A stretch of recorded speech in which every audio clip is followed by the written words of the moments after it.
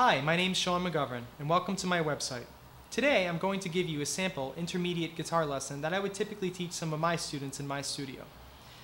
Today's lesson involves chord inversions. A chord inversion is the rearrangements of notes in the chord triad. Today I'm going to teach you linear patterns across 3 adjacent strings at a time in order to help you better memorize some of these chord inversions. Instead of, say, memorizing a chord book or studying chords for hours on end, this is a really easy way to help you kind of understand the fretboard a little bit better.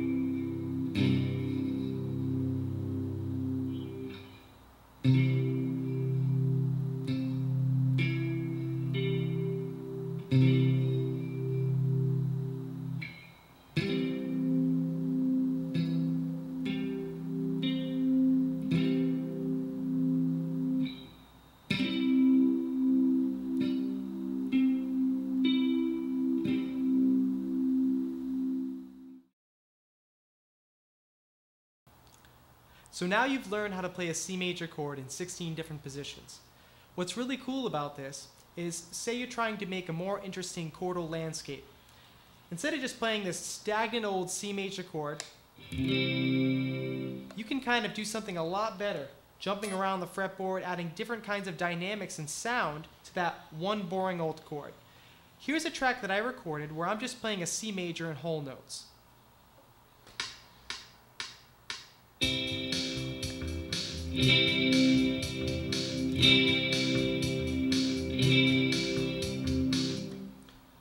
Not the most interesting thing you've ever heard, right? Well, what I'm going to do now is I'm going to take the second inversion chord, which is a C major with the G on the bottom, the 5th, and I'm going to put it kind of a funky little pattern on top. So I'm going to record that for you now.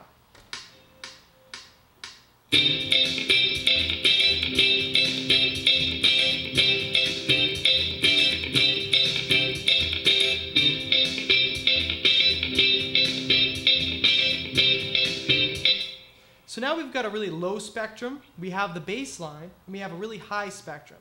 So what I'm going to do now is put the first inversion in the middle, and I'm going to arpeggiate the chord.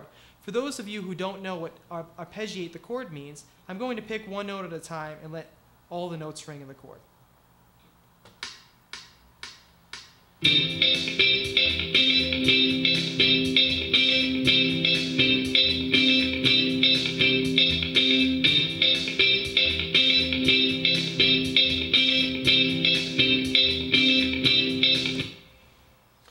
have a much more interesting chord progression, and I'm only playing one chord.